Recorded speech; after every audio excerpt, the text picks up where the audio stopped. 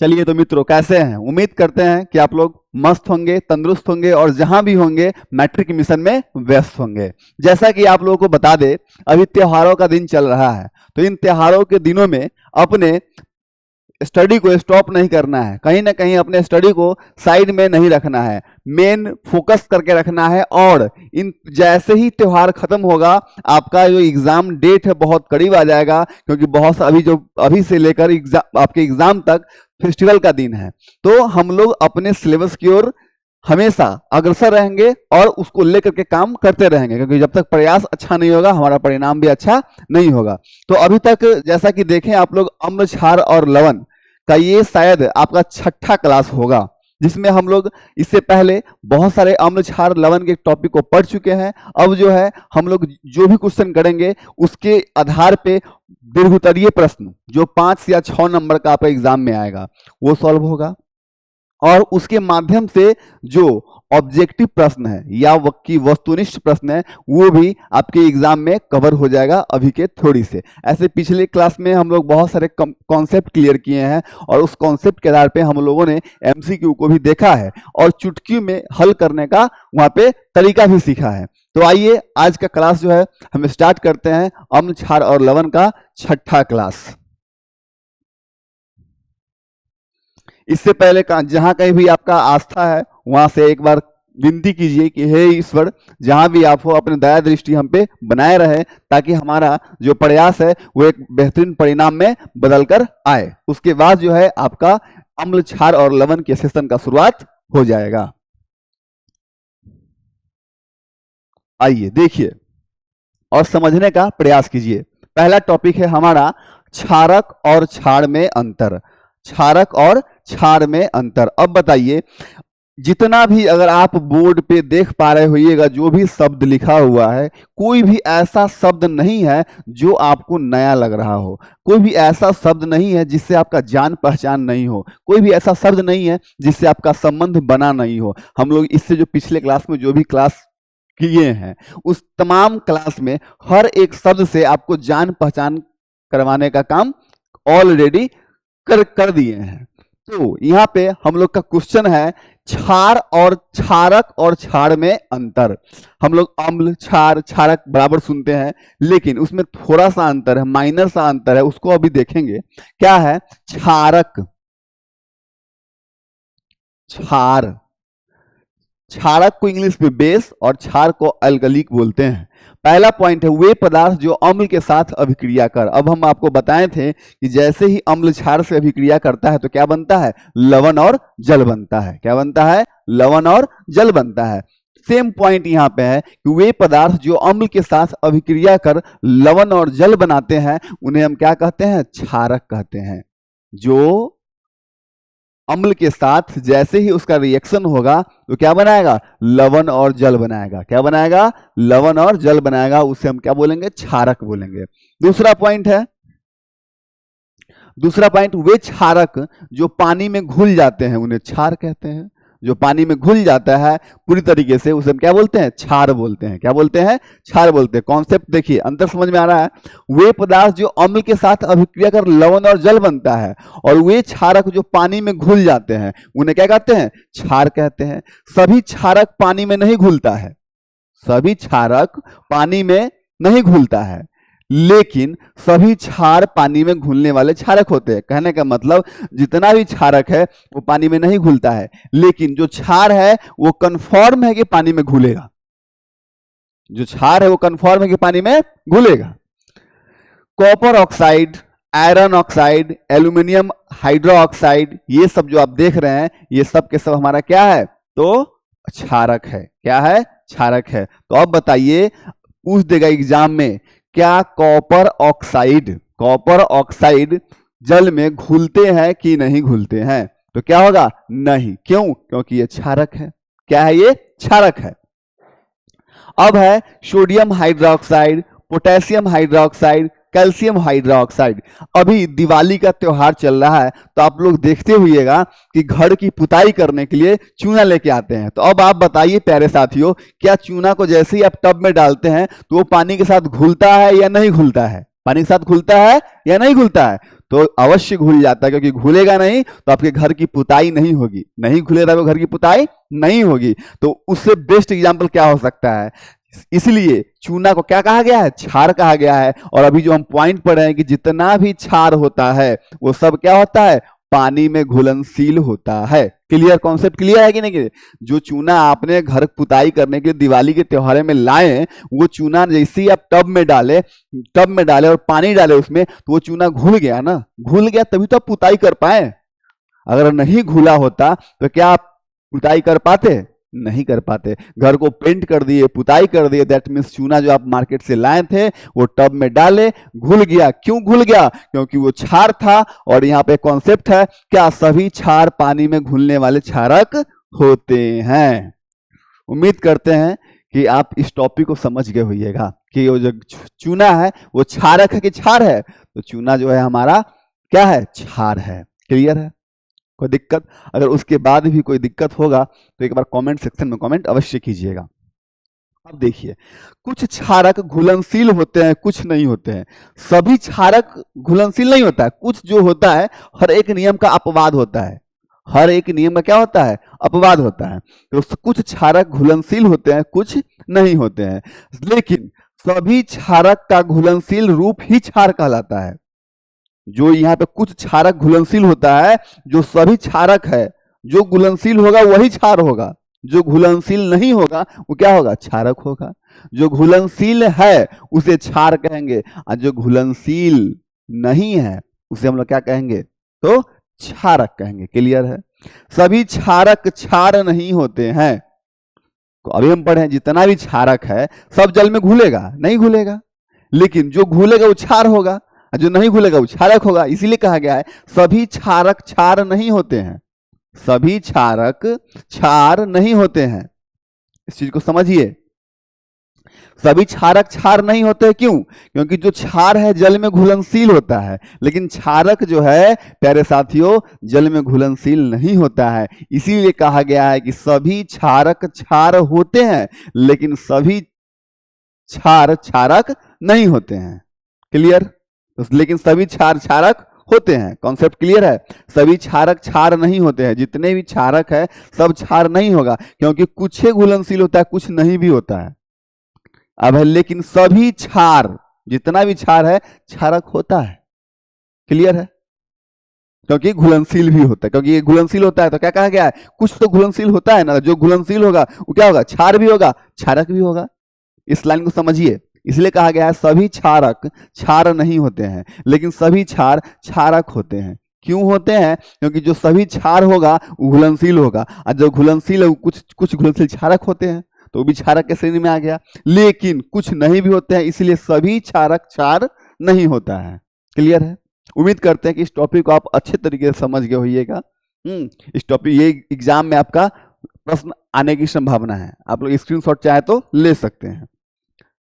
चलिए अब जो है नेक्स्ट टॉपिक हमारा देखिए, पीएच। पीएच दैट मीन्स क्या? Power of hydrogen. PH means क्या हुआ? Power of hydrogen. PH means क्या हुआ? Power of hydrogen. हम बताए थे कि पीएच स्केल होता है। क्या होता है? पीएच स्केल होता है, और पीएच स्केल पे 0 से लेकर के 14 तक का मान अंकित रहता है। अगर आपको थोड़ा भी याद होगा तो इस तरह का फिगर ड्रॉ करके आप लोग को बताए थे। ये जो है आपका क्या है? पीएच स्केल है। क्या है? पीएच स्केल है, जिसमें क्या होता है? 0 से शुरू होता है, ये आपका बीच में जो होता है 7 होता है, और यहाँ पे क्या होता है? 14 होता है। 7 से जैसे ही इधर आप आइएगा तो अम्लीयता जो है बढ़ता है। एसिड क्या होगा? एसिड प्लस होता जाता है। और 7 से इधर जाइएगा तो क्या होगा? बेस जो है बढ़ता जाता है।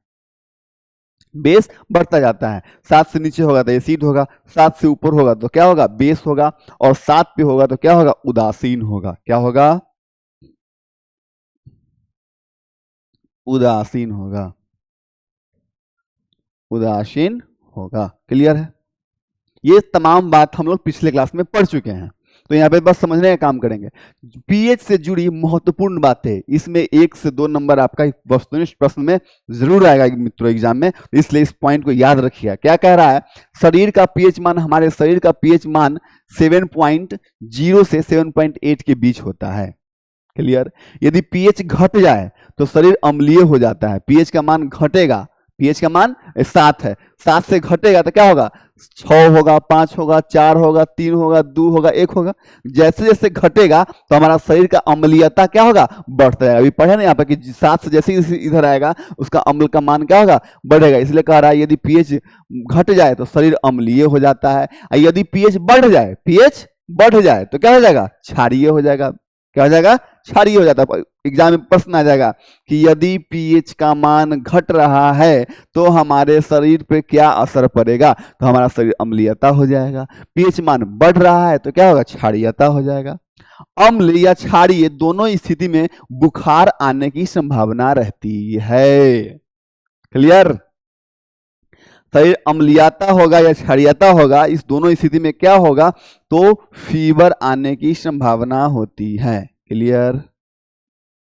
क्या होगा, फीवर आने की संभावनाएं होती है। उम्मीद करते हैं कि आपको ये सारी बातें समझ में आ गया होगा। और पीएच स्केल का खोज कौन किया था, सोरेनसन नामक साइंटिस्ट किए थे। क्लियर। इसमें कोई दिक्कत है, कोई प्रॉब्लम है, कोई समस्या है तो आप लोग बताइए, नहीं तो फिर आगे हम लोग चलते हैं। आपकी स्क्रीन पे सेकेंड टॉपिक क्या है, अम्लीय वर्षा। क्या है, अम्लीय वर्षा, अम्ल का वर्षा। देखिए इस अम्ल के वर्षा का अलग ही रोल है, आप देखते होइएगा। कहा जाता है, एक कहावत है, Shahjahan has built the Taj Mahal in the memorize of Mumtaz Mahal. Shahjahan जो थे वो अपने मुमताज के यादगार में क्या बनाए थे, ताजमहल बनाए थे। वो ताजमहल खूबसूरती का और प्रेम का प्रतीक माना जाता है। अब जाके देखिएगा ताजमहल को, तो ताजमहल का कलर जो है बिल्कुल खत्म हो गया है, उसका चमक जो है खत्म हो गया है। चमक क्या हो गया है, खत्म हो गया है। तो किस लिए खत्म हो गया है, इसी अम्ल वर्षा की वजह से खत्म हो गया है अम्ल। अब आप लोग भी घर की, आज दिवाली का समय है, अभी घर की पुताई कर दिए होइएगा, पेंट अच्छे से एकदम प्लास्टर ऑफ क्या बोलते हैं पीओपी लगा पेंट कर दीजिएगा। लेकिन जैसे ही जैसे समय बीतेगा, 2 साल 3 साल 4 साल 5 साल 6 साल होगा, तो आपका जो बाहरी, जो एक्सटर्नल पेंटिंग वाला एरिया है, जो बाहर का हिस्सा है जो पेंट किया हुआ है, उसका कलर धीरे धीरे डिम हो जाएगा। कैसे हो जाएगा, डिम हो जाएगा। क्यों डिम हो गया, अम्ल वर्षा की वजह से डिम हो गया। क्या होता है कि जैसे ही अम्ल वर्षा होता है तो हमारे वातावरण में नाइट्रोजन, अगर आप जानते होंगे तो नाइट्रोजन जो है 78% पाया जाता है। हमारे वातावरण में नाइट्रोजन 78% पाया जाता है। सल्फर डाइऑक्साइड भी गैस होते हैं, लेकिन जब वर्षा होता है तो ये गैस जो है, जब वर्षा होता है तो ये नाइट्रोजन और सल्फर ये पानी के साथ अभिक्रिया करके हाँ खतरनाक एसिड बना लेता है। और वो एसिड पृथ्वी पे जब आता है और पेंट किए हुए भाग पे या हिस्सा पे पड़ता है तो उसके कलर में क्या होता है, चमक में ह्रास होता है, कमी होता है। क्या होता है, ह्रास होता है, कमी होता है। वही कह रहा है कि जब वर्षा के जल का पीएच मान 5.6 से कम हो जाए तो उसे अम्लीय वर्षा कहते हैं। यह वर्षा वायु प्रदूषण आदि गैसों के कारण होता है। सल्फर डाइऑक्साइड है, जैसे यह पानी से मिलेगा तो सल्फ्यूरिक अम्ल बना लेगा। नाइट्रोजन डाइऑक्साइड है, जैसे ही पानी से मिलेगा तो नाइट्रिक अम्ल बना लेगा। हाँ, और ये खतरनाक एसिड जैसे ही उस पेंट किए हुए हिस्से पे पड़ता है तो उसका चमक में क्या आ जाता है, कमी आ जाता है। एक दिन में यह नहीं होता है, इसके दिन प्रतिदिन होते होते एक ऐसा समय आता है कि उसका कलर अपने आप उड़ जाता है, जिसका बहुत सारा एग्जाम्पल आप देखते हैं, अपने घर में भी देखते होगा। और ताजमहल इसलिए बोले हैं कि उसको हर कोई जानता है, तो इसी को हम लोग कहते हैं एसिडेन। अगर आप गौर से फिर को देख रहे होइएगा तो क्या है, सल्फर डाइऑक्साइड है। क्या है, देखिए सल्फर डाइऑक्साइड, सल्फर डाइऑक्साइड जैसे ही इसमें जल मिलेगा, पानी का बूंद मिलेगा तो यह खतरनाक एसिड बनाता है। क्या बनाता है, H2SO4। क्या बनाता है, H2SO4। क्लियर है। HNO3 है, वो बना लेता है नाइट्रिक अम्ल बना लेता है। क्या बना लेता है, नाइट्रिक अम्ल बना लेता है। जैसे देखिए यहाँ पे क्या है, HNO3 है, NO2 है, ये क्या है हमारा, ये जो HNO3 आप देख रहे हैं ये हमारा नाइट्रिक अम्ल है। क्या है, नाइट्रिक अम्ल है। याद रखिएगा फॉर्मूला ये, नाइट्रिक अम्ल, नाइट्रिक अम्ल ये हमारा क्या है, नाइट्रिक अम्ल है। और इसको आप जानते हैं क्या है हमारा, आपका सल्फ्यूरिक एसिड है, सल्फ्यूरिक एसिड। क्लियर। हमारे वातावरण में sulphur dioxide, nitrogen dioxide gas होते हैं, जैसे ही यह पानी से मिलते हैं तो सल्फ्यूरिक अम्ल, नाइट्रिक अम्ल जैसे खतरनाक अम्ल का निर्माण करते हैं। और जब वो पानी के साथ वो हमारे छत के ऊपर गिरता है या किसी पेंट किए हुए हिस्से पे गिरता है तो उसके कलर की चमक में क्या होता है, हरास आ जाता है। वही क्या है, वो जिसको अम्ल वर्षा की वजह से ही होता है। तो ये अम्ल वर्षा इसलिए कहा जाता है जब पहली पहली बारिश हो, जब पहली पहली बारिश हो तो उस पहली बारिश में नहाना नहीं चाहिए, क्योंकि उसको वो अम्ल वर्षा होता है। अगर आप पहले पहले बारिश होगा उसमें नहा लीजिएगा तो आपका शरीर में इचिंग हो जाएगा और भी कई तरह के स्किन संबंधित समस्या हो सकता है। इसलिए जब पहली बार बारिश हो तो उसमें नहाना वहाना नहीं चाहिए, क्योंकि वो क्या होता है, एसिडिक रेन होता है, अम्ल वर्षा होता है। क्लियर। अम्ल वर्षा का बहुत सा दुष्प्रभाव है। अम्ल वर्षा होती है तो जो पानी नदी नाला में, नदी में जाती है उसमें जो जलीय जीव होता है उसका जीवन प्रभावित होता है, यहाँ तक कि उसकी मृत्यु भी हो जाती है। ये इसलिए अम्ल वर्षा बहुत खतरनाक होता है, इसको एसिड रेन कहते हैं। और एसिड एक्सेस होगा तो क्या होगा, प्रॉब्लम क्रिएट होगा। क्लियर। बताइए, इस टॉपिक से आपका बहुत सारा वस्तुनिष्ठ प्रश्न तैयार होगा, तो इसलिए इस सब टॉपिक को आराम से अपने दिमाग में रखने का प्रयास कीजिएगा और इससे आपका वस्तुनिष्ठ प्रश्न भी आएगा। क्लियर। अगर इसके बावजूद भी अगर आपको कोई समस्या है तो आप कमेंट सेक्शन में कमेंट अवश्य करें। क्लियर। आगे बढ़ा जाए। बताइए आप लोग, नाइट्रिक एसिड का फॉर्मूला क्या होता है, HNO3, सल्फ्यूरिक अम्ल H2SO4। ये सब एग्जाम में आ सकता है, इसलिए आप लोग फॉर्मूला को याद रखिएगा। चलिए, अब आपका नेक्स्ट टॉपिक है मिट्टी का पीएच और फसल। मिट्टी का पीएच और फसल, जैसा कि आपको बता दें, आपको पिछली क्लास में हम बताए थे, क्या बताए थे कि अगर आप अपने खेत में कोई फसल लगाते हैं तो पहले आप अपने नजदीकी कृषि कार्यालय में जा करके वहां मिट्टी का जांच अवश्य करवाएं, क्योंकि मिट्टी का जांच करवाइएगा तो आपको इस बात की जानकारी होगी, ये बात आपको पता चलेगा कि आपके मिट्टी का जो मान है, पीएच वैल्यू है, उसमें किस चीज की कमी है, किस चीज की कमी है। उसके बाद आप मिट्टी में मान लीजिए मिट्टी का जांच करवाया, मिट्टी का पता चला उसमें क्षारकत्व का गुण ज्यादा है, बेस ज्यादा है, तो हमको उसमें एसिड ऐड करना होगा। अगर एसिड का मान ज्यादा है तो उसमें क्या ऐड करना होगा, बेस ऐड करना होगा। और उसका लेवल कहां तक जाके मिलेगा, जहां पे वो न्यूट्रल हो जाए। क्या हो जाए, न्यूट्रल हो जाए। जब न्यूट्रल हो जाएगा तो फिर उस खेत में अगर कोई फसल लगाते हैं तो उसके उत्पादन क्षमता में क्या होगा, वृद्धि होगा कि ह्रास होगा, कमी होगा कि बढ़ोतरी होगा, तो बढ़ोतरी होगा। इसीलिए मिट्टी की जांच करवा के फसल लगाना चाहिए। तो पीएच का बैलेंस होना बहुत ही जरूरी है। कह रहा मिट्टी का पीएच और फसल, कह रहा मिट्टी अम्लीय, क्षारीय या उदासीन हो सकती है। यह मिट्टी में उगाई जाने वाली फसलों पर निर्भर करता है। उपजाऊ मिट्टी का आदर्श पीएच मान देखिए क्या है, 6.5 से 7.6 तक होता है। इसके बीच उसका वैल्यू होना चाहिए। अगर मान लीजिए आपके खेत का पीएच वैल्यू 14 है तो उसमें फसल लगाइएगा तो उसको उत्पादन क्षमता पे असर पड़ेगा। या अगर खेत का अम्लीयता है 0, उसमें फसल लगाइएगा तो आपके उत्पादन क्षमता पर असर पड़ेगा। इसीलिए मिट्टी की जांच करवाना बहुत ही जरूरी है, उसके बाद ही आप फसल लगाएं अपने खेतों में। अब है अम्लीय और क्षारीय मिट्टी का सुधार। अगर वही बात है कि अगर आपके खेत का पीएच मान ज्यादा है, पीएच मान ज्यादा मतलब अम्लीयता का मान ज्यादा है, तो उसमें क्या ऐड करेंगे, क्षार ऐड करेंगे।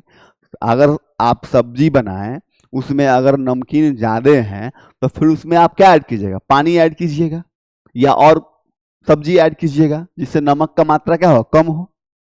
दूध ज्यादा गाढ़ा है तो दूध के गाढ़ा को पतला करने के लिए आप क्या ऐड कीजिएगा, पानी ऐड कीजिएगा। उसी प्रकार अगर आपके खेत में अम्लीयता ज्यादा है, अम्लीयता ज्यादा है तो उसके मान को कम करने के लिए क्या ऐड कीजिएगा, क्षार ऐड कीजिएगा। या सभी क्षार क्षारक होता है तो क्षार ऐड कीजिएगा। या क्षार ज्यादा है तो क्या ऐड कीजिएगा, अम्ल ऐड कीजिएगा, ताकि दोनों का बैलेंसिंग हो पाए।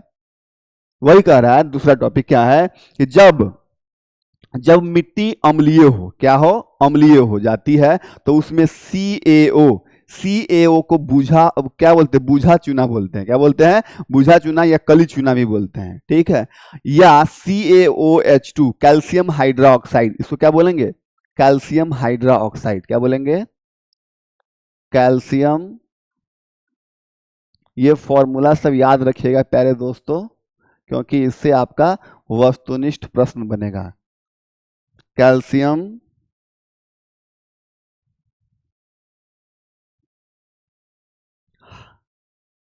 हाइड्रोक्साइड, हाइड्रा ऑक्साइड, क्लियर, ये नाम है इसका, इसका बुझा हुआ चूना, बुझा चूना, उसका बुझा हुआ चूना। अब है या कैल्शियम कार्बोनेट, इसका क्या नाम है, कैल्शियम कार्बोनेट,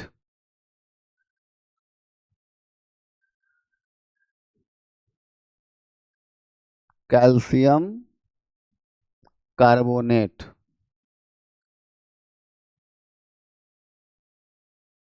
कैल्शियम कार्बोनेट, जिसको चौक के नाम से भी जानते हैं, क्या बोलते हैं हम, चौक भी बोलते हैं। मिलाकर मिट्टी को उदासीन किया जाता है, क्या किया जाता है, उदासीन किया जाता है, मतलब ये वैल्यू के बीच में उसको लाया जाता है ताकि हमारा फसल क्या हो, अच्छा हो। तो जब अम्लीय हो तो क्षार मिलाएंगे, जब क्षारीय हो तो अम्ल मिलाएंगे। अब देखिए इसमें क्या था, अम्लीय था तो क्या मिला रहे हैं, कैल्शियम ऑक्साइड मिला रहे हैं, कैल्शियम हाइड्रोक्साइड मिला रहे हैं। इस दोनों का जो प्रकृति होता है कैसा होता है, क्षारीय होता है। इस दोनों का प्रकृति कैसा होता है, क्षारीय होता है। तो ये क्षारीय वाला चीज मिलेगा तो अम्ल का मान घटेगा ना जी, जैसे अम्ल ज्यादा है, ये दोनों क्षारीय वाला चीज है, इसको हम मिला देंगे तो उसका वैल्यू कम जाएगा ना, अम्ल का वैल्यू कम जाएगा, अम्ल का वैल्यू क्या होगा, उदासीन की तरफ आएगा, क्या आएगा, उदासीन की तरफ आएगा, क्लियर है। अब जब मिट्टी क्षारीय हो, यहाँ अम्लीय था और यहाँ क्या है, क्षारीय हो, इसमें क्या ऐड होगा, अम्ल ऐड होगा, तो उसमें जिप्सम या हरी खाद मिलाकर मिट्टी को उपजाऊ बनाया जाता है, क्लियर है। इसमें कोई डाउट है तो आप लोग कमेंट सेक्शन में कमेंट जरूर कीजिएगा। इस चीज को याद रखिएगा कि कैसे हम पीएच में सुधार करेंगे, पीएच के वैल्यू में हम लोग कैसे सुधार करेंगे, इस चीज को याद रखिएगा। चलिए नेक्स्ट टॉपिक है हाइड्रोक्लोरिक। अब बताइए HCl अम्ल से हम लोग परिचित है, ये हमारे अमाशय में पाया जाता है, वह जीवाणु को मारने का काम करता है, भोजन को अम्लीय माध्यम में पचाने का काम करता है, ये बहुत खतरनाक होता है, इसकी पावर को कम करने के लिए श्लेष्मा यानी कि म्यूकस को स्रावित होता है, ठीक है। हाँ, अगर इसका एक बूंद अगर आपके शरीर किसी हिस्सा पड़ जाए तो उस भाग को गला सकता है, इतना पावरफुल एसिड होता है ये, क्लियर है। वो हमारे पेट में पाया जाता है। इसका हाइड्रोक्लोरिक अम्ल का पीएच मान 1.4 होता है, यह बहुत अधिक अम्लीय होता है, ठीक है। अगर इसका क्वांटिटी बढ़ेगा तो इसके में अप और डाउन होगा, इसका मान में पीएच वैल्यू में अप डाउन होगा। अब है एंटासिड, क्या है, एंटासिड का अर्थ होता है एंटी प्लस एसिड, एंटी मतलब क्या होता है, उल्टा। आपका पेट अम्लीय हो जाएगा तो आप क्या खाइएगा, इनो खाइएगा, क्या खाइएगा, इनो खाइएगा, इसको प्रति अम्ल बोलते हैं। पेट में गैस या जलन होने पर हाँ एंटासिड मिल्क ऑफ मैग्नीशिया दिया जाता है। जब आपको पेट में जलन होगा, हाँ गैस बनेगा, एसिडिटी बनेगा, तो आप लोग क्या लेते हैं, इनो लेते हैं। इनो का क्या प्रकृति होता है, क्षारीय प्रकृति होता है। तो फिर जाके जैसे ही अम्ल क्षार से अभिक्रिया कर लेता है तो क्या बनता है, लवण और जल बनता है। जैसे ही लवण और जल का फॉर्मेशन हमारे अंदर हो जाता है तो फिर हम लोग रिफ्रेशमेंट फील करते हैं, तरोताजगी फील करते हैं, क्लियर। जैसे ही ये चीज हम पिछले क्लास में पढ़े थे कि जैसे ही एसिड बेस से मिलेगा, एसिड बेस से मिलेगा तो क्या फॉर्म होगा, क्या बनेगा, साल्ट, क्या बनेगा, साल्ट और वाटर, क्या बनेगा, साल्ट और वाटर बनेगा, यानी कि नमक और जल बनेगा। क्या बनेगा, नमक और जल बनेगा। इसमें कोई समस्या है तो बताइए। तो यह एक क्षारक होता है जो पेट के अम्ल को न्यूट्रल करता है। अगर पेट में एसिडिटी बढ़ गया, खाना खा लिए हैं, ज्यादा एसिड का फॉर्मेशन हो गया है तो उसमें क्या आएगा, क्षार आएगा। जैसे ही क्षार एसिड से मिलेगा, जैसे ही क्षार एसिड से मिलेगा तो क्या बन जाएगा, हमारा साल्ट प्लस वाटर बन जाएगा। फिर हमारा जो पेट है वो क्या हो जाएगा, लाइट हो जाएगा, न्यूट्रल हो जाएगा। उसके बाद हम लोग फिर से अपने आप को तरोताजगी जैसा फील करेंगे। क्लियर? इस पॉइंट में अगर कोई दिक्कत है तो एक बार कमेंट सेक्शन में कमेंट आप लोग अवश्य कीजिएगा। क्या है? एंटासिड का अर्थ समझ में आया? एंटी प्लस एसिड, उसका जस्ट अपोजिट। अगर अम्ल है तो क्षार है, क्षार है तो अम्ल। इस तरह कॉन्सेप्ट है। पेट में गैस जलन होने पर हम लोग क्या, एंटासिड, एंटासिड में क्या, milk of magnesia, milk of magnesia भी दे सकते हैं। यह एक क्षारक होता है जो पेट के अम्ल को क्या करता है, न्यूट्रल कर देता है, खत्म कर देता है। और ये रिएक्शन से हम लोग परिचित हैं। इस रिएक्शन से हम लोग ऑलरेडी जान पहचान हो चुका है कि एसिड जब बेस से रिएक्शन करेगा क्या बनाएगा, साल्ट प्लस वाटर बनाएगा। क्या बनाएगा? साल्ट प्लस वाटर बनाएगा। इस चीज को कई बार डिस्कस कर चुके हैं। चलिए नेक्स्ट टॉपिक है इनामेल। इनामेल क्या है? तो इनामेल हमारे शरीर का सबसे कठोरतम हिस्सा है, कठोर पदार्थ है। इससे ज्यादा कठोर हमारे शरीर में कुछ भी नहीं पाया जाता है। इनामेल जो है सबसे कठोर वाला हिस्सा है। ये दांत का जो ऊपरी परत है उसी को हम लोग इनामेल बोलते हैं। क्या बोलते हैं? इनामेल बोलते हैं। और ये सबसे कठोर भाग होता है हमारे शरीर का। क्लियर? पूछता है क्वेश्चन कि हमारे शरीर में सबसे कठोरतम पदार्थ कौन है? ऑप्शन में रहेगा इनामेल, डेंटाइन, बोन्स, स्कल। तो क्या मारिएगा? इनामेल। क्या मारिएगा? इनामेल।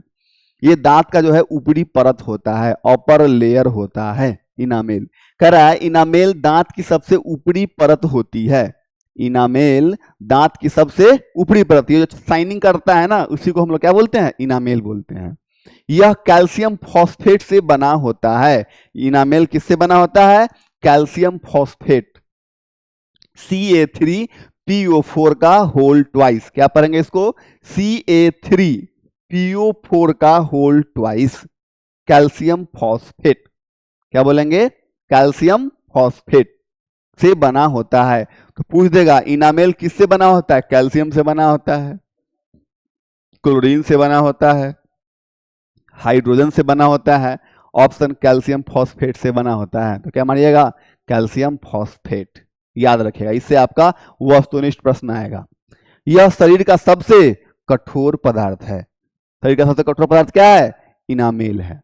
जब मुंह का पीएच 5.5 से कम हो जाता है तो इनामेल घुलने लगता है, यानी कि संक्षारण कर देता है, जो हमारे दांत में कैविटी और खुरदरा का रूप ले लेता है।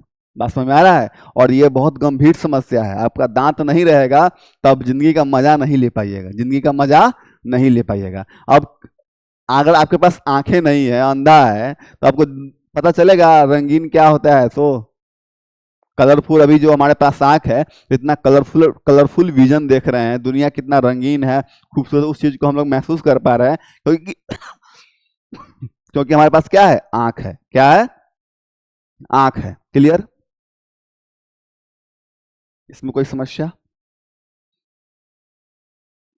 जब मुंह का पीएच 5.5 से कम हो जाता है तो इनामेल घुलने लगता है, यानी कि उसका संक्षारण होने लगता है। खाने के बाद मुंह के बैक्टीरिया भोजन में मौजूद शर्करा, शर्करा मतलब चीनी, शुगर, शर्करा मतलब चीनी या शुगर। अब बताइए, आपको हम चीनी का फॉर्मूला बताए थे, याद है किसी मित्रों को? क्या बताए थे? चीनी का फॉर्मूला होता है C6H12O6। इसी सब से आपका ऑब्जेक्टिव प्रश्न तैयार होगा, याद रखिएगा। क्लियर? C6H12O6 ये हमारा क्या है? तो शुगर का फॉर्मूला है, चीनी का फॉर्मूला है।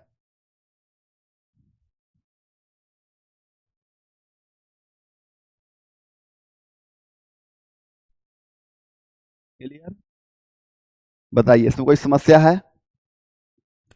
खाने के बाद मुंह के बैक्टीरिया भोजन में मौजूद शर्करा को तोड़कर लैक्टिक अम्ल बनाता है। क्या बनाता है? लैक्टिक अम्ल बनाता है, जिससे दांत कमजोर हो जाता है। क्या हो जाता है? दांत कमजोर हो जाता है। इसीलिए खाने के बाद अच्छे से मुंह की साफ सफाई करनी चाहिए, और संभव हो तो चॉकलेट नहीं खाना चाहिए, क्योंकि चॉकलेट में क्या होता है, चॉकलेट जैसे खाते हैं तो दांत से चिपक जाता है, और उसमें इनामेल, उसमें सॉरी इनामेल नहीं, निकेल, हाँ निकेल नामक तत्व होता है, जो हमारे दांत को क्षय कर देता है, नष्ट कर देता है, बर्बाद कर देता है, खत्म कर देता है, नस्तीनाबूद कर देता है, और वह भयंकर खुरदरा या कैविटी का रूप ले लेता है।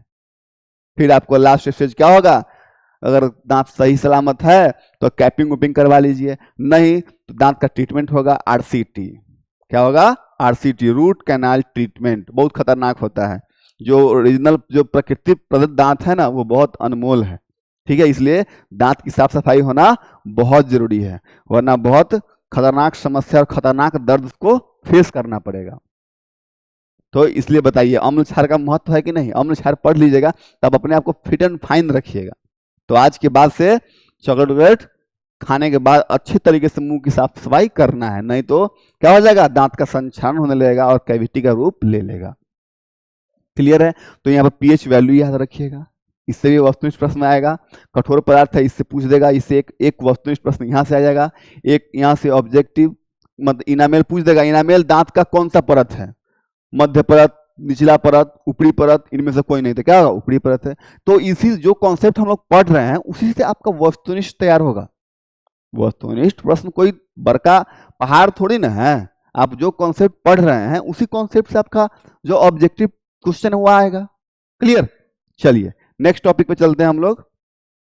नेक्स्ट टॉपिक है हमारा लाल चींटी, बिरहनी और मधुमक्खी का डंक। जब लाल चींटी या मधुमक्खी काटती है तो वह मेथेनोइक अम्ल, मेथेनोइक अम्ल जिसको हम लोग फॉर्मिक एसिड भी कहते हैं। क्या कहते हैं? फॉर्मिक एसिड कहते हैं। इसी कारण उसी फॉर्मिक एसिड के वजह से, और फॉर्मिक एसिड का फॉर्मूला होता है, याद रखिएगा, HCOOH। ये हमारा क्या है? फॉर्मिक एसिड का फॉर्मूला है। क्या है? फॉर्मिक एसिड का HCOOH। ये क्या है? फॉर्मिक एसिड का फॉर्मूला, इस चीज को याद रखिएगा, HCOOH। क्लियर है? ये हमारा फॉर्मिक एसिड का फॉर्मूला है। जैसे ही मधुमक्खी, हाँ, मधुमक्खी हो या बिरहनी हो या चींटी हो, ये जब काटता है तो आपके शरीर में मेथेनोइक एसिड छोड़ देता है। क्या छोड़ देता है? मेथेनोइक एसिड छोड़ देता है। ठीक है? और देखिए शरीर का पीएच मान क्या होता है? 7.0 7.8 के बीच में रहता है। अब ये मतलब हल्का बेस हुआ, अब उसमें ये छोड़ दिया मेथेनोइक एसिड। क्या छोड़ दिया? मेथेनोइक एसिड छोड़ दिया, इसीलिए अम्ल गया। इसीलिए क्या होता है? दर्द, जलन और सिहरन, और यहां तक कि फूल भी जाता है, यहां तक कि फूल भी जाता है। क्लियर? कोई समस्या हो तो आप लोग एक बार कमेंट जरूर कीजिएगा। क्लियर है? तो जब लाल क्वेश्चन पूछेगा कि लाल चींटी के डंक में या घोरन के डंक में या मधुमक्खी के डंक में या बिरहनी के डंक में कौन सा एसिड पाया जाता है, तो फॉर्मिक एसिड पाया जाता है। फॉर्मिक एसिड का फॉर्मूला होता है HCOOH। इसी के कारण, फॉर्मिक एसिड के कारण, या मेथेनोइक, इसका ये नाम मेथेनोइक नाम भी है, तो कभी कभी मेथेनोइक नाम भी पूछ लेता है, ऑप्शन दे देगा मेथेनोइक। तो दोनों नाम याद रखिएगा, मेथेनोइक अम्ल बोले तब, फॉर्मिक अम्ल बोले तब, या उसका सूत्र लिख दे तब। ये दोनों बात याद रखिएगा, जिससे आपका एक नंबर तैयार हो जाएगा। क्लियर है? इसी कारण दर्द और जलन होता है, क्योंकि वो अम्ल हमारे शरीर में इंजेक्ट कर देता है, छोड़ देता है। अब एक देखिए, एक लाइन में आपका पूरा जो पीएच वैल्यू है वो है। यहाँ पे क्या है? शरीर का पीएच वैल्यू कितना होता है? 7.0 7.8 के बीच में होता है। वर्षा का क्या होता है? 5.6 से जैसे ही क्या होगा? कम होगा। क्या होगा? कम होगा। वर्षा 5.6 से जब इसे पीएच मान उसका कम होगा वो किसके श्रेणी में आएगा? अम्लीय के श्रेणी में आएगा। इसको हम लोग पढ़े हैं अम्ल वर्षा, उसी में पढ़े थे। क्या पढ़े थे? SO2 NO2 पढ़े थे। सब बना लेता है क्या? H2SO4 बनता है ना, पढ़े थे अभी हम लोग की। सल्फ्यूरिक अम्ल बना लेता है, नाइट्रिक एसिड बना लेता है, और जब यह वर्षा के रूप में पृथ्वी पे आता है तो जिससे जलीय जीव क्या होता है? प्रभावित होता है। क्या होता है? जलीय जीव प्रभावित होता है। मिट्टी का क्या होना चाहिए? 6.5 या 7.6 के बीच में ही होना चाहिए, तभी जाके हमारा मिट्टी क्या होगा? उपजाऊ होगा। दांत का नुकसान क्या होगा? 5 पॉइंट अभी हम लोग पढ़े हैं पीछे। दांत का नुकसान, उसका पीएच वैल्यू 5.5 से कम होगा तो हमारा दांत का संक्षारण होने लगेगा, दांत हमारा नष्ट हो जाएगा, दांत हमारा खराब हो जाएगा। कब? जब पीएच वैल्यू 5.5 से कमेगा। जब 5.5 से क्या होगा? कमेगा, तो हमारा क्या होगा? दांत का पीएच मान जब 5.5 से नीचे जाएगा तो हमारा दांत खराब हो जाएगा। इसीलिए खाने के बाद और खाने से पहले अच्छी तरीके से मुंह की साफ सफाई करनी चाहिए। पेट की जलन का इलाज एंटासिड, अभी पर है मिल्क ऑफ मैग्नीशिया, क्योंकि जैसे आप के शरीर में एसिड बढ़ जाएगा, पेट में एसिड बढ़ गया तो जलन होने लगेगा, गैस बनने लगेगा, खाना सही से नहीं पचेगा, तो ये सब समस्या उत्पन्न हो जाता है और इसकी वजह से कॉन्स्टिपेशन भी हो जाता है। तो अब हम लोग क्या करते हैं, एंटासिड का इस्तेमाल करते हैं, मिल्क ऑफ मैग्नीशिया का इस्तेमाल करते हैं। चींटी का अम्ल कौन होता है, फॉर्मिक एसिड होता है। फॉर्मिक एसिड का फॉर्मूला क्या होता है, HCOOH, HCOOH, ये होता है फॉर्मिक एसिड का फॉर्मूला। क्लियर? ये एक नजर में पूरा कॉन्सेप्ट आपका जो भी पीछे पढ़े हैं पूरा एक नजर में है, ठीक है, इस चीज को याद रखिएगा। इससे एक दो प्रश्न फिक्स है आपके BSEB बोर्ड में, फाइनल बोर्ड में एक दो नंबर का प्रश्न आपका यहीं से आएगा। इस चीज को दिमाग में रखने का प्रयास कीजिएगा। आप लोग स्क्रीनशॉट ले सकते हैं। चलिए, अब है हाइड्रोक्लोरिक अम्ल। बताइए, HCl, HCl से हम लोग परिचित है कि अपरिचित है? जान पहचान है ना HCl से? ये तो हम बताए थे आप लोगों को कि ये कहाँ पाया जाता है, अमाशय में पाया जाता है। बहुत खतरनाक होता है, बहुत क्या होता है, खतरनाक होता है। ये अमाशय में पाया जाता है। अमाशय में इसका काम क्या है, भोजन को अम्लीय माध्यम में पचाने का काम करता है। भोजन को अम्लीय माध्यम में पचाने का काम कौन करता है, HCl ही करता है। भोजन को अम्लीय माध्यम में पचाने का काम कौन करता है, HCl करता है। हाइड्रोक्लोरिक अम्ल और सोडियम हाइड्रोक्साइड की अभिक्रिया, यहाँ पर क्या है, हाइड्रोक्लोरिक, ध्यान से देखिए क्या है, हाइड्रोक्लोरिक और क्या है NaOH यानी कि सोडियम हाइड्रोक्साइड का अभिक्रिया। मतलब ये हमारा दोनों जो है क्या हो गया, याद कीजिए रसायन शास्त्र के फर्स्ट लेसन को, प्रथम अध्याय को, क्या है, अभिकारक है। क्या है, अभिकारक है। क्या है, अभिकारक है। क्लियर? और ये जो दोनों दिख रहा है ये क्या है, आपका उत्पाद है। क्या है, उत्पाद है। इसका दूसरा नाम क्या है, प्रतिफल है। क्या है, प्रतिफल है। इसका दूसरा नाम क्या है, प्रतिफल। प्रतिफल या इसको प्रोडक्ट बोलते हैं। क्या बोलते हैं, प्रोडक्ट। इसको रिएक्टेंट बोलते हैं, रिएक्टेंट बोलते हैं। ये सब हम लोग पढ़ चुके हैं प्रथम लेसन में, प्रथम पाठ में पढ़ चुके हैं। तो अब देखिए यहाँ पे क्या है, HCl है और NaOH है। क्या है, HCl है और NaOH है। तो HCl क्या मिल गया, एक H जाके इस H से मिल गया तो क्या बन गया, H2O बन गया। क्लियर? ये जो सोडियम है यह क्लोरीन से मिल गया। सोडियम किससे मिल गया, क्लोरीन से मिल गया। क्या बना लिया, सोडियम क्लोराइड बना लिया। क्या बना लिया, सोडियम क्लोराइड बना लिया। और यह OH है। जैसे देखिए इस चीज को समझिए,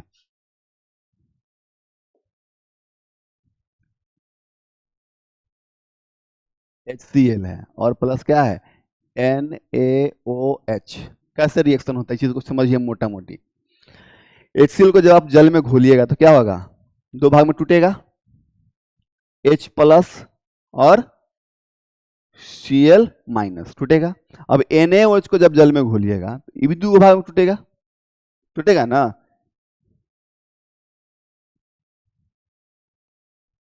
यह भी हमारा कितने भाग में टूटेगा, दो भाग में टूटेगा। पहला क्या होगा, Na प्लस और ये क्या होगा, OH माइनस, टूटेगा ना। जैसे ही जल में घोले दो भाग में टूटेगा। तो अब बताइए प्लस वाला किसके साथ जुड़ेगा, प्लस वाला जुड़ेगा माइनस वाला के साथ। क्लियर? और ये प्लस वाला जुड़ेगा इसके साथ, जुड़ेगा ना।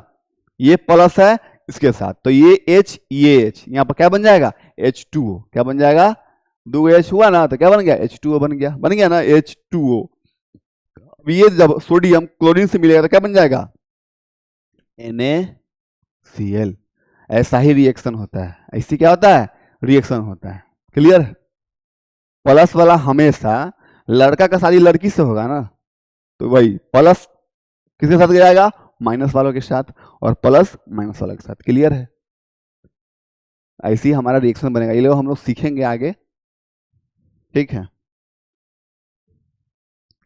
वही हमारा इधर था, हाइड्रोक्लोरिक अम्ल और सोडियम हाइड्रोक्साइड की अभिक्रिया। जब HCl और NaOH मिलते हैं तो ये साधारण नमक बनता है। ये जो बना है ये जो बना है ये क्या बना है? साधारण नमक बना है। इसको हम लोग क्या बोलेंगे? साधारण नमक। क्या बोलेंगे? साधारण नमक, जिसका इस्तेमाल हम लोग अपने दैनिक जीवन में करते हैं। सब्जी उब्जी बनाते हैं तो यही नमक हम लोग डालने का काम करते हैं। तो अब देखिए क्या कह रहा है, समझ में आया रिएक्शन? ये तो साधारण नमक NaCl और जल बनाते हैं। इस प्रकार अभिक्रिया हुआ, हाइड्रोक्लोरिक सोडियम हाइड्रोक्साइड मिलकर ये प्रोडक्ट बना, जिसको हम लोग अभी देखे हैं। और इस रिएक्शन को इतना तोड़ के बता दिए हैं, आपको दिक्कत नहीं होना चाहिए, लेकिन फिर भी अगर किसी को दिक्कत है तो एक बार कमेंट सेक्शन में कमेंट जरूर कीजिएगा। चलिए, इसमें एक टॉपिक और था। अब है आयोडीन युक्त नमक।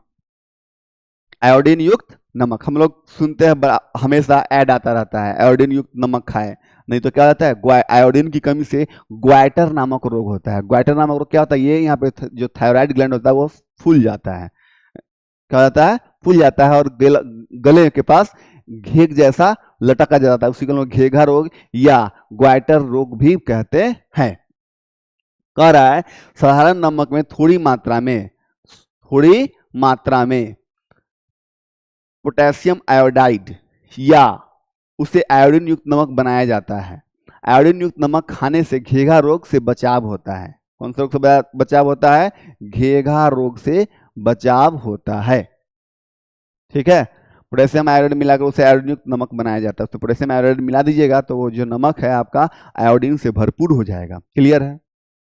नमक का उपयोग क्या है? भोजन में स्वाद के लिए। अगर आप कुछ भी बनाया उसमें नमक नहीं है, कितना भी आप मसाला MDH, किचन किंग, चिकन चिंग, कुछ भी मसाला आप डाल दिए, आपका हर चीज पूरी तरीके से बन चुका है, लेकिन जब तक आप नमक उसमें ऐड नहीं कीजिएगा, क्या वो स्वाद, वो लजीज वाला फीलिंग आ पाता है? तो नहीं आ पाता। इसलिए कहा गया है भोजन में नमक का उपयोग स्वाद के लिए किया जाता है। ठीक है, बिना नमक के कोई टेस्टलेस ही लगेगा, सब कुछ समझ में ही नहीं आएगा।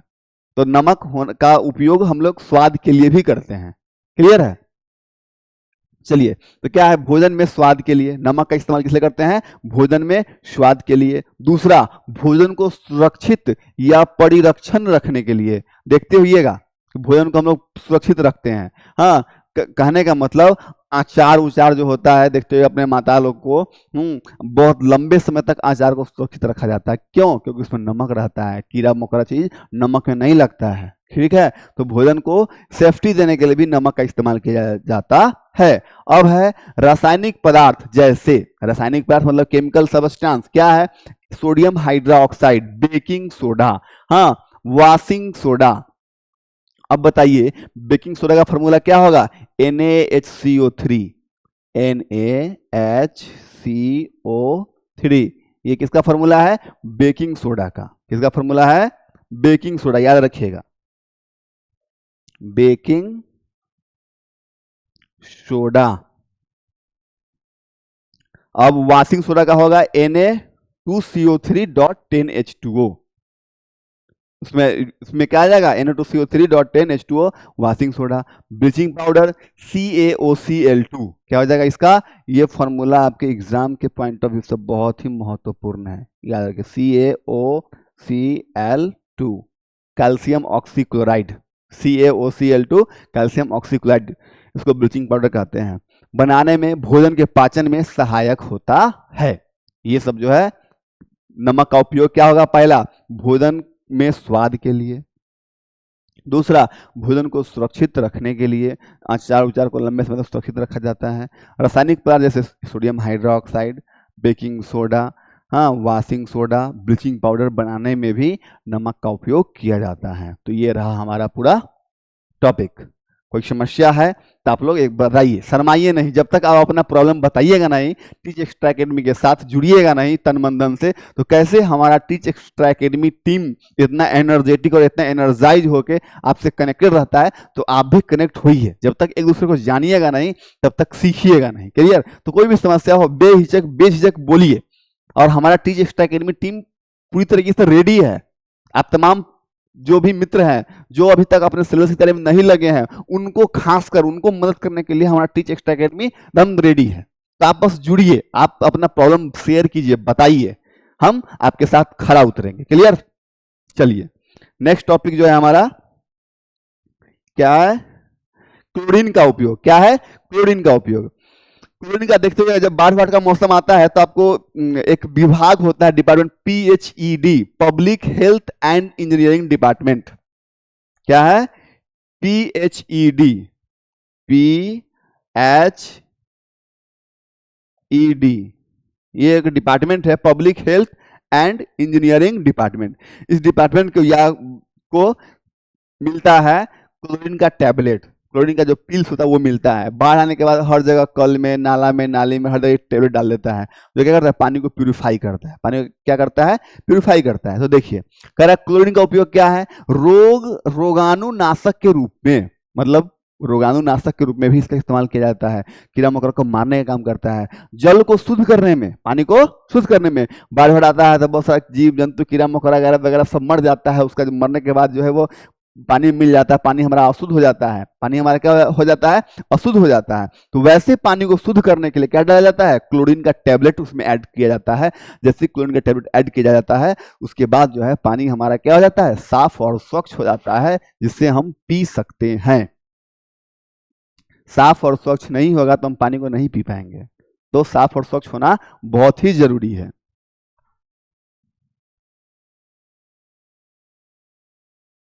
क्लियर? तो पानी का साफ और स्वच्छ होना बहुत जरूरी है। इसलिए पानी का जब भी साफ करने की बात आएगी तो क्या बोलेंगे? जल को शुद्ध करने के लिए क्लोरीन गैस, क्लोरीन का उपयोग किया जाता है। हाइड्रोक्लोरिक और ब्लीचिंग पाउडर बनाने में भी क्लोरीन का इस्तेमाल किया जाता है। दूसरा क्या है? हाइड्रोक्लोरिक और ब्लीचिंग पाउडर बनाने में भी इसका उपयोग किया जाता है, तो क्लोरीन का उपयोग किया जाता है। दूसरा, तीसरा, पीवीसी। पीवीसी मतलब पॉलीविनाइल क्लोराइड, याद रखिएगा। क्या होगा इसका फुल फॉर्म?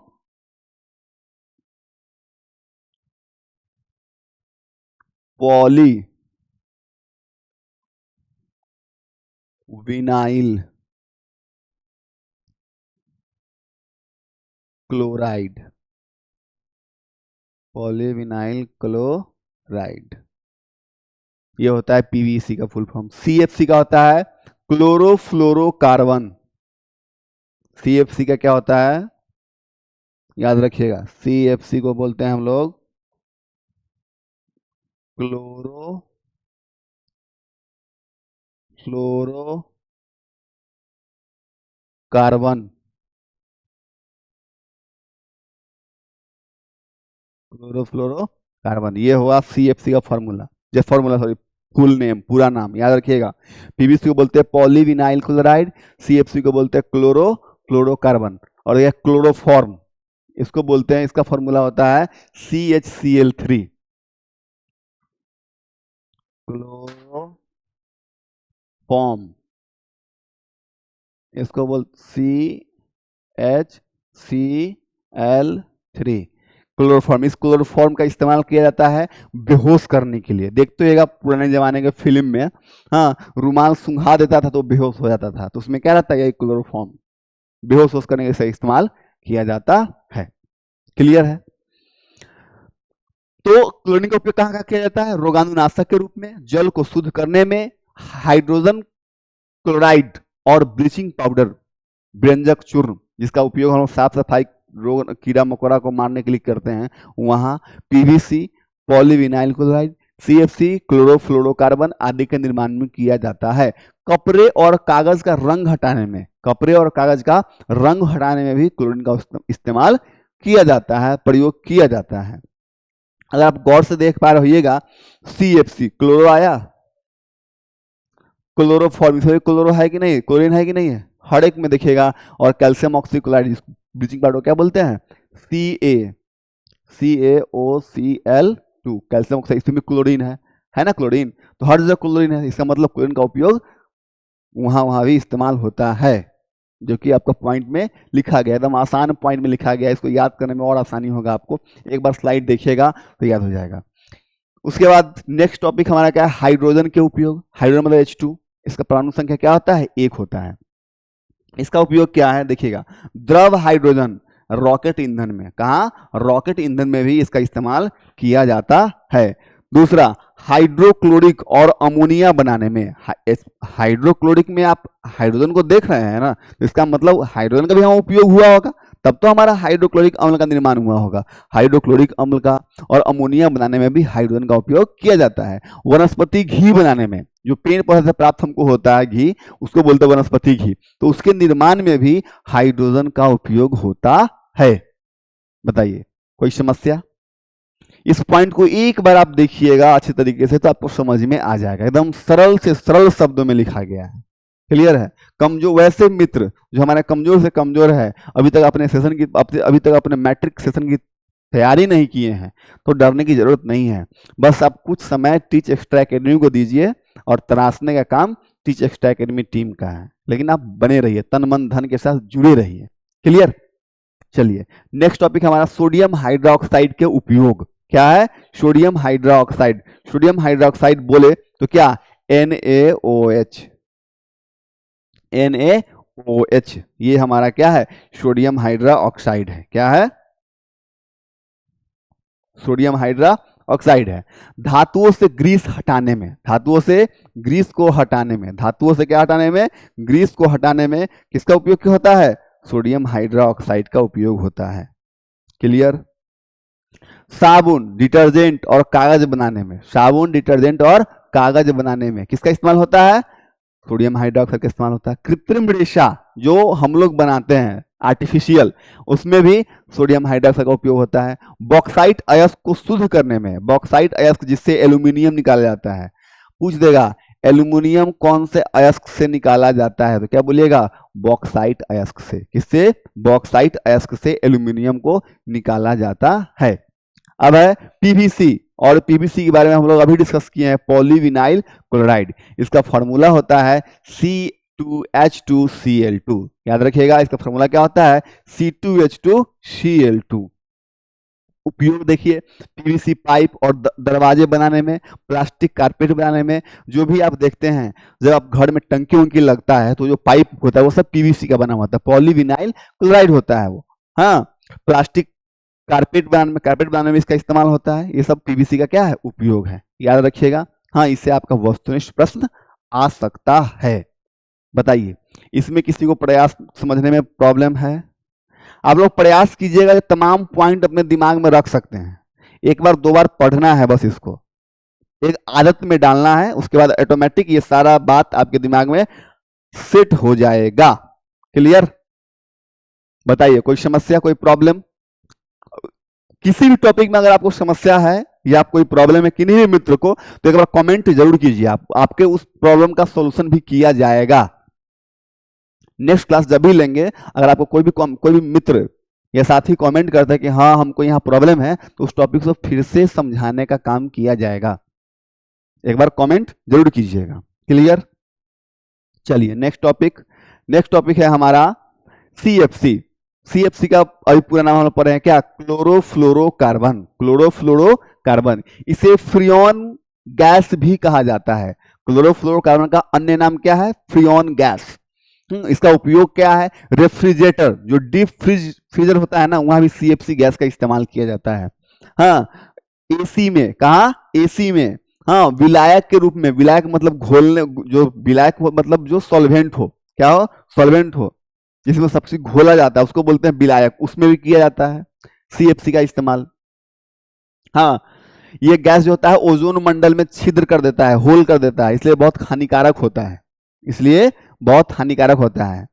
इसलिए AC के उपयोग से बचें, अपने आप को प्रकृति के साथ जोड़ के रखें, अपने आप को प्रकृति के साथ जोड़ के रखें। याद कीजिए कोरोना काल, जब कोरोना काल हुआ था तो आदमी जो दिन रात AC में रहता था वो जल्दी उसका लंग्स जल्दी उसके प्रभाव में आया था। क्लियर है? तो अपने आप को अंदरूनी ताकत दीजिए। वो अंदरूनी ताकत कब आएगा? जब प्रकृति से कदम मिला के चलिएगा, तब आएगा। क्लियर? तो CFC से जो गैस निकलता है वो ओजोन गैस की मोटाई में कमी करता है, जिसको हम लोग ओजोन छिद्र के नाम से जानते हैं।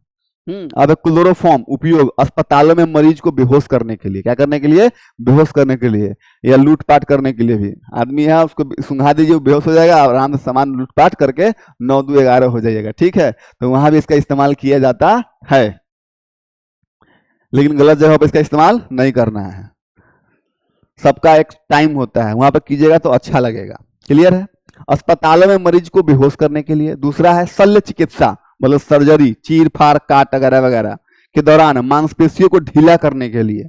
हाँ, जब ऑपरेशन लगाना होता है उसमें मांसपेशी टाइट, जहाँ का मांसपेशी टाइट होता है वहां लगा देने से वो लूज हो जाता है, ताकि मतलब सर्जरी करने में क्या हो, आसानी हो और डॉक्टर को सहायता मिले। वहां भी इसका इस्तेमाल किया जाता है क्लोरोफॉर्म का। क्लियर है?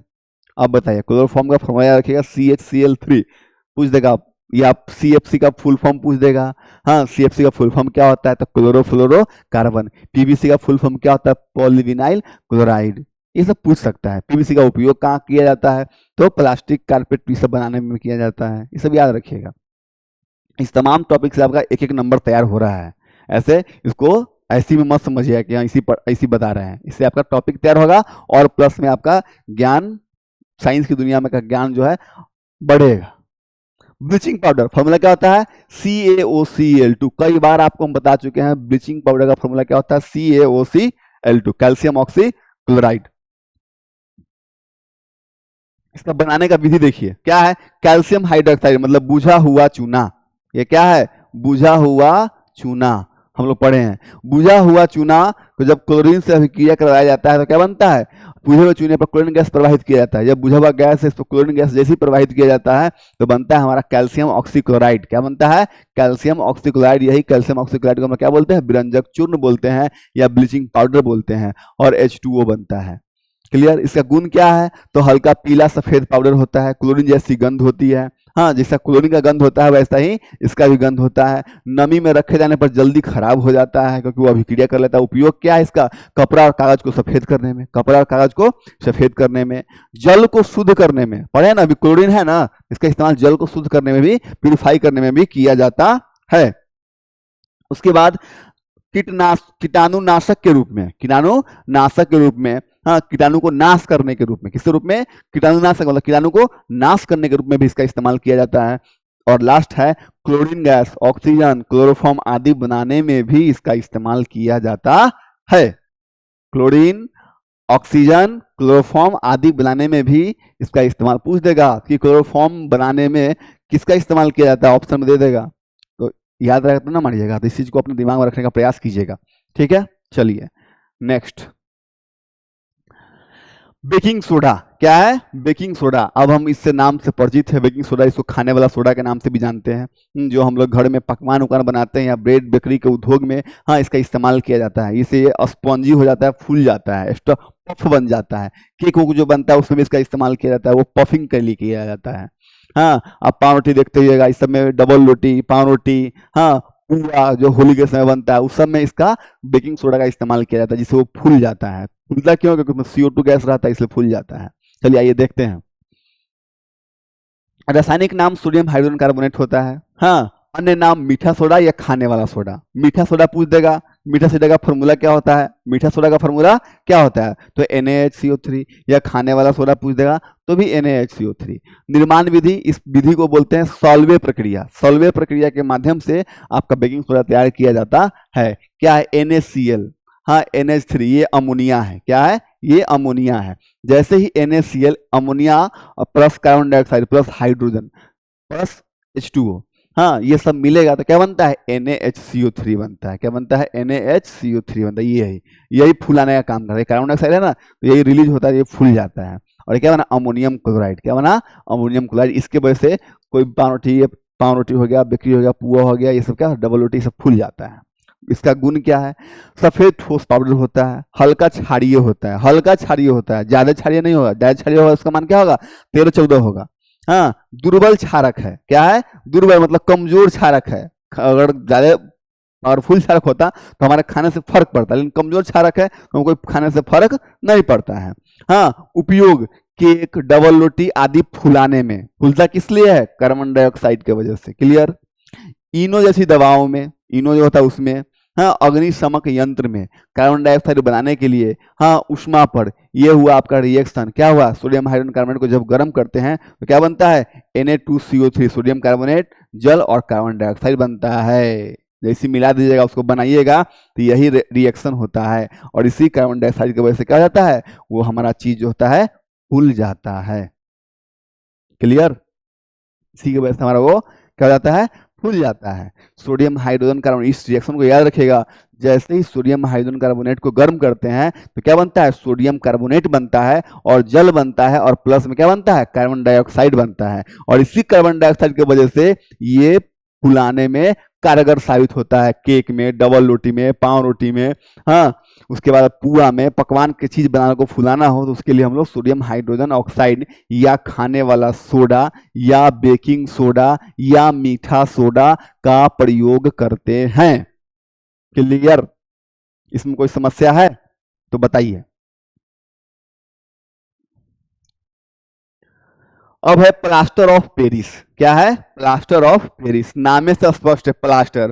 पैर वैर टूटता है तो हम लोग नहीं बोलते प्लास्टर हो गया, प्लास्टर हो गया बोलते हैं ना। क्या हो जाता है, दो हड्डी जब आपस में डिस्कनेक्ट हो जाता है, क्या हो जाता है, डिस्कनेक्ट हो जाता है, तो हम लोग प्लास्टर ऑफ प्लास्टर कर देते हैं, जिससे दोनों हड्डी एक सीधी में आकर जुड़ जाता है। लंबे समय तक रखने के बाद वो अपने आप एक दूसरे से कनेक्ट हो जाता है, उसमें प्लास्टर करते हैं। देखिए समझते हैं हम लोग क्या, plaster of Paris. Plaster of Paris को हम लोग बोलते हैं पीओपी। याद रखिएगा, पीओपी का मतलब क्या होता है, प्लास्टर ऑफ पेरिस, फॉर्मूला उसका फुल नेम हुआ। रासायनिक नाम क्या होता है इसका, कैल्शियम सल्फेट अर्ध हाइड्रेट। अर्ध हाइड्रेट क्या होता है पता है, देखिए औधे पानी है ना, 1/2 H2O, यही ना है, गौर से अगर देख पा रहे हैं तो क्या है, CaSO4 डॉट हाफ H2O, इसीलिए इसका नाम है अर्ध हाइड्रेट। क्या है, अर्ध हाइड्रेट। क्लियर? फॉर्मूला को देखिएगा तो क्या फॉर्मूला होता है, CaSO4 डॉट हाफ H2O। क्या होता है, हाफ H2O। ये जो हाफ है इसीलिए इसको हम लोग क्या बोलते हैं, अर्ध हाइड्रेट बोलते हैं। क्या बोलते हैं, अर्ध हाइड्रेट बोलते हैं। ये हाफ है ना, इसलिए क्या बोलते हैं, ये हाफ है, इसलिए हम इसको क्या बोलते हैं, अर्ध हाइड्रेट बोलते हैं। कैल्शियम सल्फेट अर्ध हाइड्रेट, फॉर्मूला याद रखिएगा। बनाने का विधि देखिए, जिप्सम, जिप्सम मतलब CaSO4, जिप्सम में होता है 2H2O। जिप्सम में क्या होता है, CaSO4 डॉट 2H2O, और कैल्शियम सल्फेट अर्ध हाइड्रेट में होता है हाफ H2O को लगभग 100 डिग्री सेल्सियस पर गर्म करने से क्या बनता है, ये CaSO4 डॉट हाफ H2O बनता है। जब जिप्सम को 100 डिग्री सेल्सियस पर गर्म कीजिएगा तो क्या बनेगा, कैल्शियम सल्फेट अर्ध हाइड्रेट अर्थात POP या प्लास्टर ऑफ पेरिस का निर्माण होता है। गुणधर्म क्या है, सफेद मुलायम चूर्ण होता है, पानी मिलाने पर जल्दी जमकर कठोर हो जाता है, हाँ, जमने की पर फिर से जिप्सम बन जाता है, जमने फिर वो जिप्सम जैसे ही उसको गर्म कीजिएगा, हाँ, तो ये क्या होता है, उड़ जाता है, तो फिर ये जिप्सम के रूप में आ जाता है, बहुत कठोर होता है। उपयोग टूटी हड्डियों पर प्लास्टर करने में, मूर्ति या खिलौना सजावटी वस्तु बनाने में, दीवारों को चिकना और सुंदर बनाने में। देखते रहिएगा, POP करवाते हैं तो दीवार एकदम फर्श जो होता है चिकना हो जाता है, एकदम नीट एंड क्लीन, देखने में काफी आकर्षक लगता है। अग्निरोधक पदार्थ बनाने में, अग्निरोधक पदार्थ बनाने में, प्रयोगशाला में उपकरण सील करने में, हाँ, उसको सील करना, कंप्लीट जाम करना, वहां भी इसका इस्तेमाल किया जाता है। क्लियर?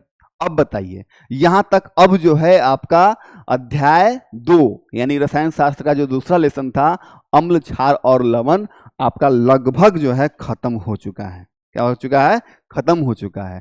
जितना टॉपिक था सभी टॉपिक पर हम लोग कई बार डिस्कस किया, लगभग ये 6ठा क्लास था आपका। अब जो है हम लोग नेक्स्ट क्लास जो लेकर के आएंगे उसमें MCQ देखेंगे। क्या देखेंगे, MCQ, कैसे जो जो कॉन्सेप्ट अभी आपको बताएं उसी कॉन्सेप्ट से हम लोग वहां पर MCQ देखने का काम करेंगे। ठीक है, तो अभी जितना भी क्लास हुआ है 6 क्लास जो teach extra academy online platform के प्लेलिस्ट में क्या है, अवेलेबल है। उसके लिए आप लोग प्ले स्टोर में जाइए और टीच एक्स्ट्रा एकेडमिक इंस्टॉल कीजिए, ऐप इंस्टॉल कीजिए, वहाँ के प्लेलिस्ट को खोलिएगा। 10th क्लास का हर एक वीडियो वहाँ अवेलेबल है, वहाँ पे जाके आप लोग देखने का काम कीजिए और अपने मैट्रिक मिशन की तैयारी में लग जाइए।